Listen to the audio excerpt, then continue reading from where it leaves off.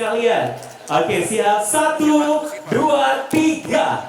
Iya. Tepuk tangan kembali boleh Bapak Ibu sekalian. Sudah ditandatangani resmi artinya. Berikutnya silakan dilanjutkan dengan pembangunan kita. Sejak diresmikan oleh Gubernur Kepulauan Riau Ansar Ahmad pada 7 Juni 2024 lalu, Gria Flamboyan, ruang rawat inap baru milik Rumah Sakit Jiwa dan Ketergantungan Obat Engku Haji Daud, telah banyak menerima pasien. 3. Iya. Tepuk tangan Bapak Ibu sekalian. Baik, berikutnya silakan untuk melakukan hospital tour. Ya, selama ini untuk melihat bagaimana fasilitas yang tersedia. Oke, dan kita juga akan tayangkan video-video yang akan ditayangkan berikut sekalian. Dan ini adalah bagian layanan tambahan yang kita hadirkan di RSJKO Kepri di Tanjung Uban ini. Saya merasa bahagia karena setiap handicap yang kita hadapi berkaitan dengan kondisi geografis wilayah kita, selalu ada solusi-solusi yang dipikirkan dan dilakukan oleh teman-teman. Nah, di bawah pimpinan Pak Dr. Asep Guntur, tadi ada program Tejo namanya ya. Tejo itu Super Bu Dewi sebenarnya itu. Namanya Tejo. Tapi rupanya Tejo itu tele konsultasi jiwa. Nah, saya kira itu penting sekali Bapak Ibu dalam rangka kita ikut mendeteksi dini kemungkinan-kemungkinan terjadinya depresi atau bentuk-bentuk penyakit yang serupa. Dengan itu agar masyarakat lebih mudah mendapatkan surveillance atau pembimbingan atau pembinaan, maka sistem online seperti itu, sistem tele seperti itu terus dan harus kita kembangkan. Sekali lagi saya tegaskan bahwa RSJKO ini kita hadirkan, kita bangun, bukan mendoakan orang Kepri banyak sakit jiwa, tidak. Akan tetapi ini adalah kewajiban pemerintah, menyediakan fasilitas layanan seperti ini. Bayangkan selama ini kalau ada yang depresi di Kepri ini karena terbatasnya fasilitas yang kita miliki sebelum ini, kita harus kirim mereka ke Pekanbaru. Sehingga keluarganya pula pasti akan sulit untuk ikut menjenguk, melihat secara rutin.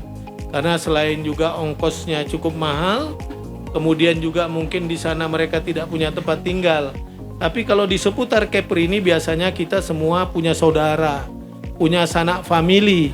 Sehingga kalau ada yang menjenguk di sini memerlukan waktu yang cukup lama berulang-ulang kali, keluarganya bisa lebih mudah dengan biaya yang lebih murah untuk datang mengunjungi keluarganya yang mungkin depresi atau menjadi salah satu bagian dari pasien di sini. Saya juga berharap kita harus terus berkolaborasi, mengantisipasi, menjaga ya berkembangnya peredaran obat-obat terlarang. Ya Pak Kapolres, Bapak TNI Polri yang lain, kita pasang mata, pasang telinga, kita saling bertukar informasi. Mari kita tegakkan hukum untuk persoalan seperti itu, karena peredaran obat-obat terlarang, narkoba dan lain sebagainya itu akan memberikan dampak terhadap tujuan mulia negeri ini untuk mewujudkan generasi emas di tahun 2045. Karena orang yang terkontaminasi obat-obat terlarang pasti tidak memiliki produktivitas yang baik, tidak memiliki masa depan yang baik. Maka kita berkomitmen bersama semua untuk mengantisipasi itu bersama-sama. Namun mesti kita mulai dari rumah tangga, kemudian di tengah-tengah lingkungan masyarakat kita, terutama melalui tokoh-tokoh agama, tokoh masyarakat, semua tokoh-tokoh yang ada, tokoh adat, agar kita bisa terus memberikan pemahaman yang baik di tengah-tengah masyarakat kita.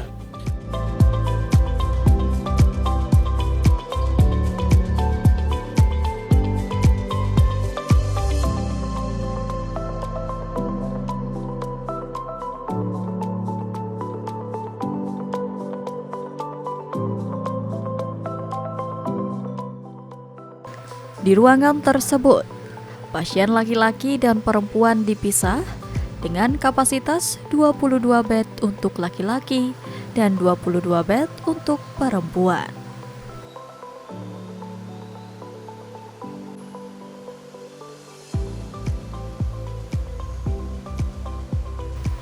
Terdapat juga ruang isolasi, observasi, ruang makan, ruang rekreasi, dan bangsal.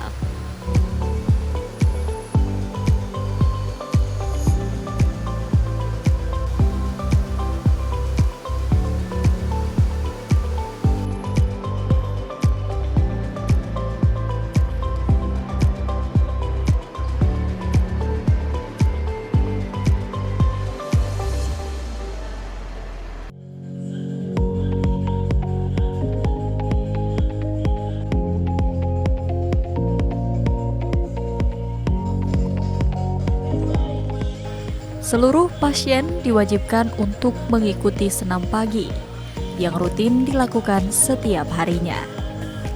Raut wajah riang gembira terpancar dari para pasien yang bergerak teratur sembari menikmati alunan musik dari instruktur senam yang tak lain perawat di rumah sakit tersebut.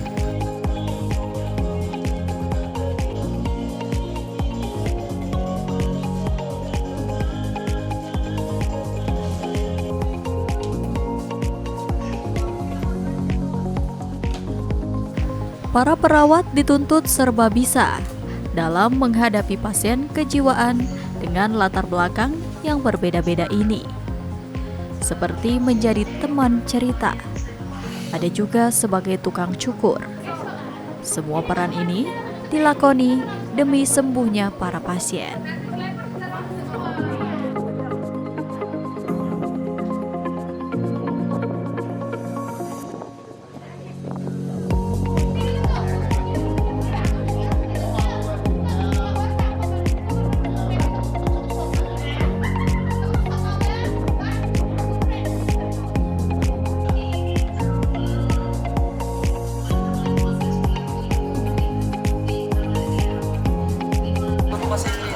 Tapi Bapak lancar bahasa Inggris ya? Enggak juga, udah lama. Tapi sekarang Bapak ngomong bahasa Inggris?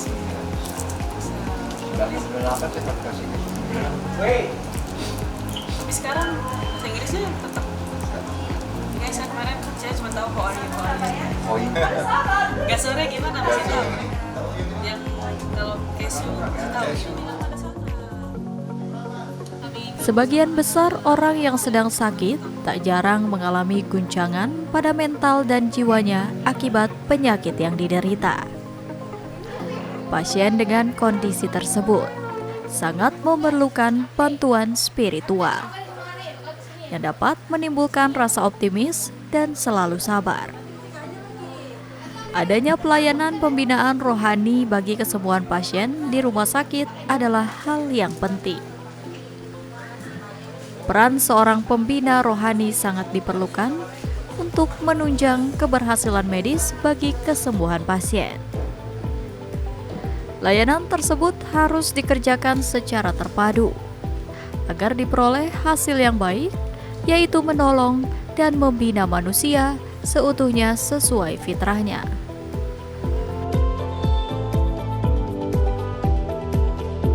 Motivasi kepada dua pasien tersebut.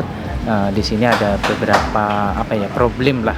Di dalam suatu keluarga itu pasti ada problem, tapi bagaimana saya memberikan motivasi bagi pasien tersebut, bagaimana menghadapi supaya dalam keluarga itu bisa lebih bahagia, lebih tenang.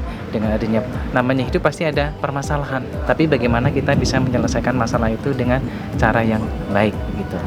Oke, tapi tadi feedback dari pasien sendiri seperti apa sih Pak setelah melakukan motivasi? Ya Kak, setelah saya berikan motivasi tersebut paham, jadi masih bisa menanggapi apa yang saya tanyakan. Kemudian dia sangat luar biasa ya, sebenarnya masih bisa dibilang masih tarafnya masih normal, jadi tidak terlalu kejiwaannya tidak terlalu parah begitu. Kalau saya masih bisa diajak komunikasi. Tapi tadi kan kayaknya pasiennya itu masih pada muda ya? Iya. Ya, Seumur 28 tadi yang cewek, yang cowok tadi saya kurang tahu umurnya berapa. Berarti memang kalau setiap pertemuan itu yang ditekankan adalah bagaimana sikap kita dalam berkeluarga atau seperti apa sih Pak biasanya? Ya, tergantung problem yang pasien hadapi sih. Kadang ada yang dapat problem dari masyarakat. Nah, di sini kan tadi adalah problem dalam keluarga. Nah, intinya bahwa dalam keluarga itu intinya adalah saling komunikasi dengan baik gitu. Kalau saya tadi tekankan seperti itu karena dua-duanya kayaknya problem dalam keluarga. Tapi ada satunya Yudi itu problem ada problem dari masyarakat juga. Nanti itu seperti apa Pak untuk mungkin treatment yang diberikan Bapak selain daripada motivasi, ada hal lain juga nggak yang disampaikan? Ya, intinya bahwa kita hidup itu harus tenang. Ya, tenang. Intinya kalau dalam Buddhisme, tadi kan pasiennya beragama Buddha, jadi dalam Buddhisme itu kita harus menenangkan diri kita sendiri. Ya. Selain kita harus tenang, berarti kita harus relaksasi. Relaksasi itu pikiran kita tenangkan seperti ibaratnya orang meditasi, perlu butuh ketenangan. Kalau orang tenang pasti permasalahan bisa kita atasi dengan baik gitu aja kan. Seberapa penting sih Pak hal ini perlu dilakukan kepada pasien-pasien yang ada, khususnya yang di RSJKO gitu Pak? Ya, ini sangat penting sekali, namanya hidup. Namanya hidup itu kita itu pasti ada permasalahan. Bagaimana kita bisa mengatasi permasalahan dengan cara yang baik. Ya. Nah, namanya manusia itu pasti permasalahannya berbeda-beda. Ya, tapi bagaimana kita benar-benar bisa mengatasi masalah itu dengan cara yang bijak. Nah, tapi kadang namanya batin seseorang, pikiran seseorang itu kan berbeda-beda.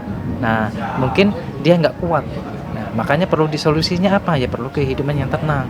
Kalau kita tenang, kita bisa merelaksasikan diri kita dengan baik, dengan ibaratnya meditasi atau dengan cara apa, pasti bisa kita atasi segala masalah itu.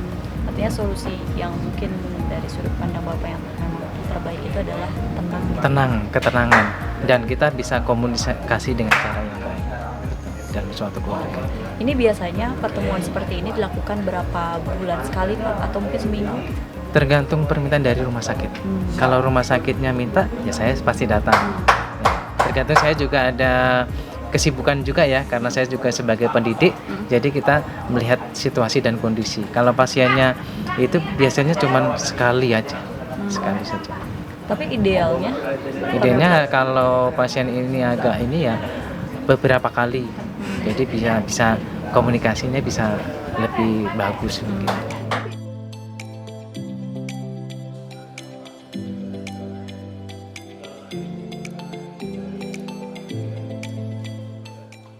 Untuk memastikan kondisi pasien, setiap harinya ada jadwal kunjungan dokter yang mengecek kesehatan dan emosional mereka. Biasa hal ini dilakukan sekitar pukul 10 pagi, usai sarapan pagi dan beraktivitas. Setiap pasien akan dilakukan pemeriksaan menyeluruh jika sudah merespon setiap pertanyaan dokter. Maka pasien dianggap sudah menunjukkan hasil lebih membaik dari hari pertama masuk RSJKO. Namun, jika lebih banyak diam, maka pasien akan dikembalikan ke ruangannya dan diberikan obat injeksi. Puskesmas tadi pindah ke 9. Di sini supaya Pak, ini di sini. Sel. Satu lagi.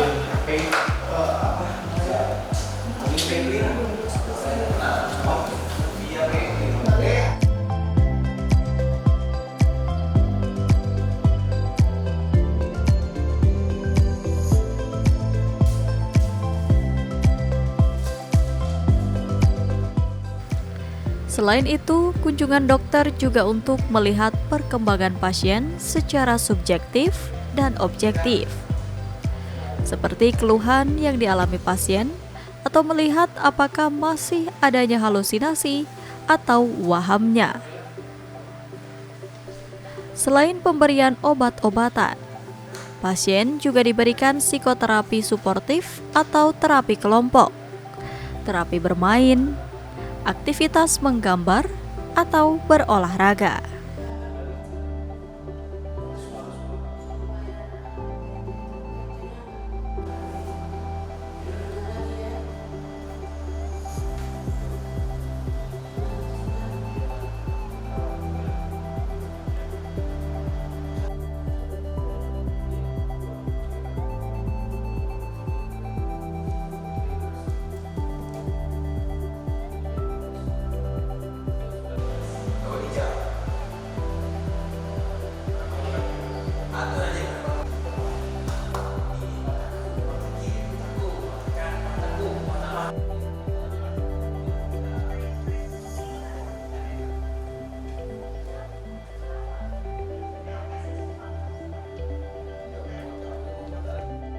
Ya, visite pasien harian itu tujuannya adalah untuk melihat perkembangan pasien selama dirawat inap.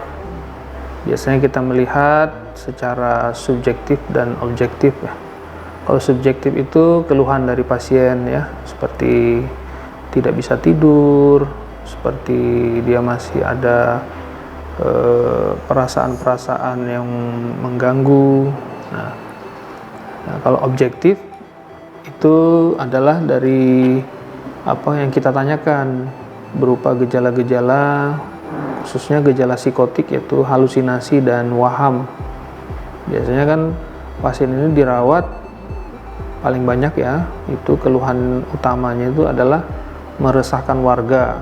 Mungkin dia menyerang atau dia mengganggu lingkungan atau dia berbuat mengancam orang.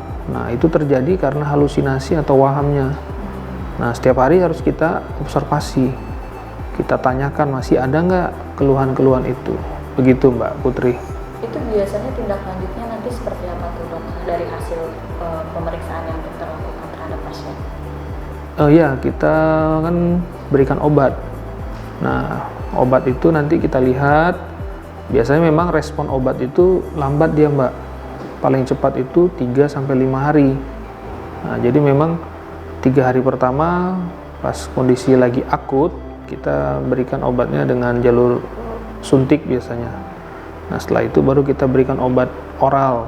Nah, kita lihat kalau dalam 3-5 hari masih gejalanya masih kuat, masih banyak, biasanya kita naikkan dosis atau kita tambah obat lain. Tapi umumnya sih 3-5 hari respon dia langsung tenang pasiennya. Nah, jadi dalam 3-5 hari pasien udah tenang, tidak lagi gelisah, tidak lagi mengancam atau tidak lagi ada pikiran-pikiran yang selama ini mengganggu dia, itu mulai berkurang.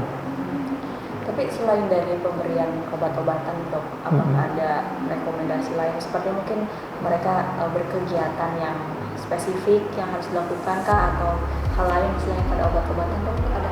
Ya ada, makanya ini rawat inap ini salah satu kegiatannya adalah kita selain terapi obat, kami dari dokter dan para medis, perawat khususnya, itu kita memberikan psikoterapi.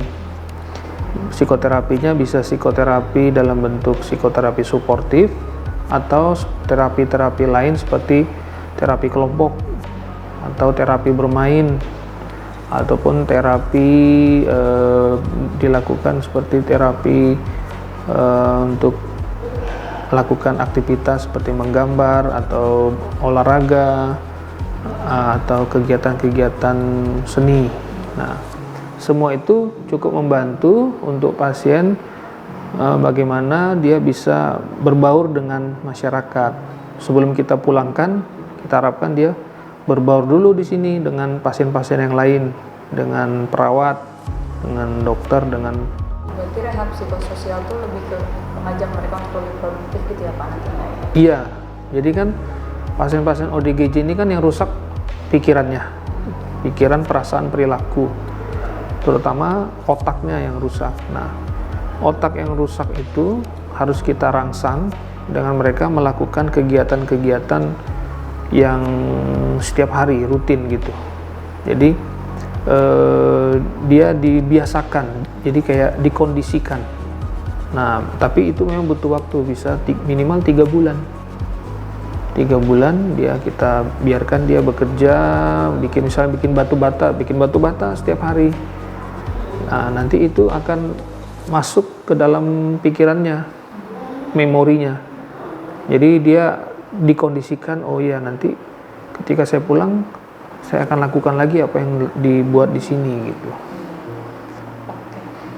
Dok, tadi kan juga ada rohaniawan tuh yang hadir di sini. Oh iya. Memberikan pelajaran rohaninya mungkin. Iya. Nah, tapi kalau misalnya secara medis sendiri, mungkin dari segi psikologisnya nantinya itu juga membantu nggak sih dok untuk mereka dengan rohaniawan itu?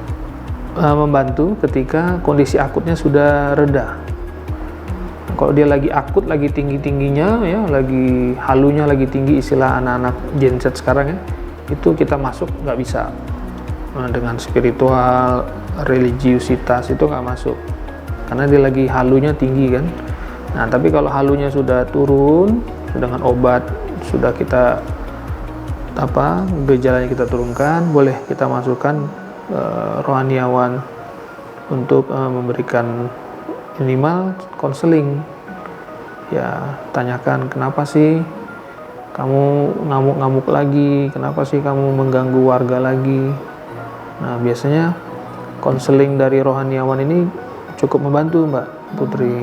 Tapi Gitu. tentu dipilih juga ya pasiennya. Iya, cari yang udah tenang, yang sudah bisa masuk, pikiran kita bisa masuk kan. Kalau dia masih akut, masih sulit untuk diberikan pendapat atau saran, nolak dia. Seperti tadi di ruangan sebelah, laki-laki ada yang diam aja kan, ya Mas ya. Kita wawancara dia diem aja, nggak mau ngomong, nggak mau apa, itu percuma. Kita mau buat apapun percuma, karena dia sudah membentengi diri, itu menolak. Kayak Mbak Putri kalau wawancara saya diam aja, kan capek sendiri kan, bingung gitu. Nah kami pun gitu, wawancara pasien kalau dia nggak ada respon, diam aja, ya percuma. Untuk apa? Nggak bisa, hanya bisa dengan obat. Dan nanti tahun ini kita sudah pengadaan alat kejang, ECT namanya, elektrokonvulsif terapi, jadi terapi dengan memberikan kejang. Nah itu biasanya untuk pasien-pasien yang kronis, pasien-pasien yang obat sudah nggak mempan lagi atau resisten, kita pakai ECT. Nah biasanya itu bagus, jadi kita kejang, jadi kita berikan dia kejang, nanti otaknya itu akan dirangsang untuk bangkit gitu. Nah ECT kita sudah ada, mungkin tahun depan kita akan operasikan.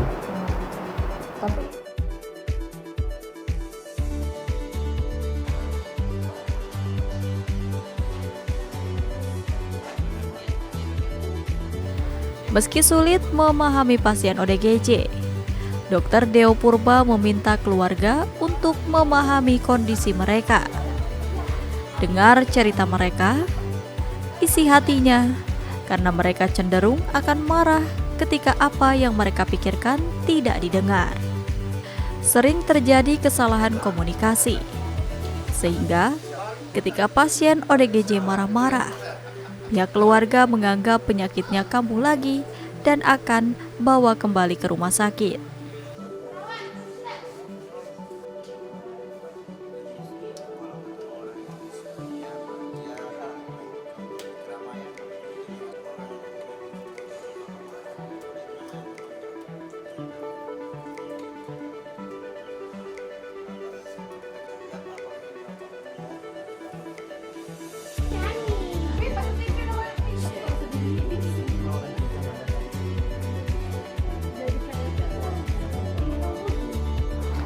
Dianggap ODGJ, misalnya dia tiba-tiba marah nih, oh kambuh katanya, bawa ke rumah sakit. Padahal memang kita nggak mengerti apa yang dia mau gitu. Jadi masyarakat, khususnya keluarga, harus mengerti, karena kan dia kadang sulit untuk mengungkapkan apa yang dia mau karena sudah terstigma itu. Akhirnya karena nggak didengar isi hatinya, dia marah gitu. Tapi orang menganggap kambuh bawa ke sini. Cukup ada banyak juga yang karena misunderstanding ya, jadi kurang paham gitu keluarga atau masyarakat dengan apa maunya mereka gitu.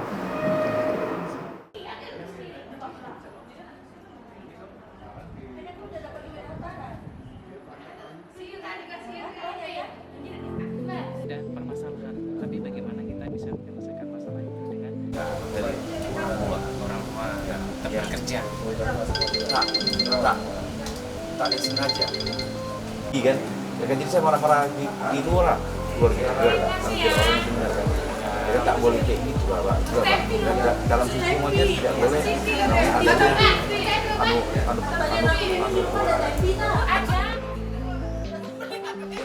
Dr. Deo Purba menambahkan, untuk mencapai kesembuhan, Diperlukan keteraturan atau kepatuhan berobat bagi setiap penderita.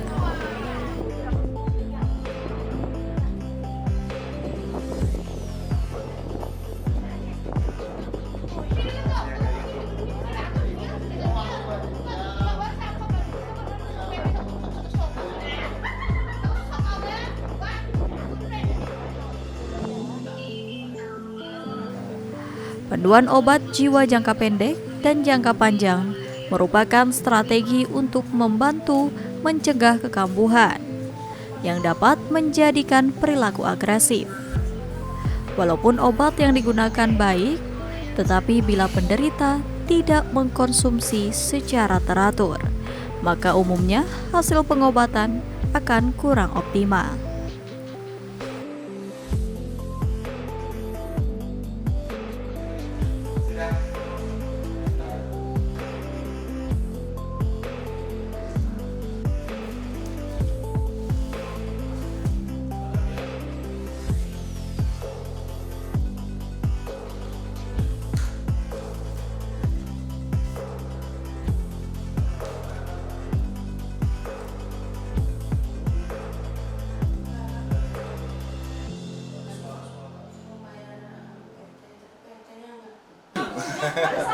Gas sore gimana masih tahu? Yang kalau kesu tahu dia bilang ada sana.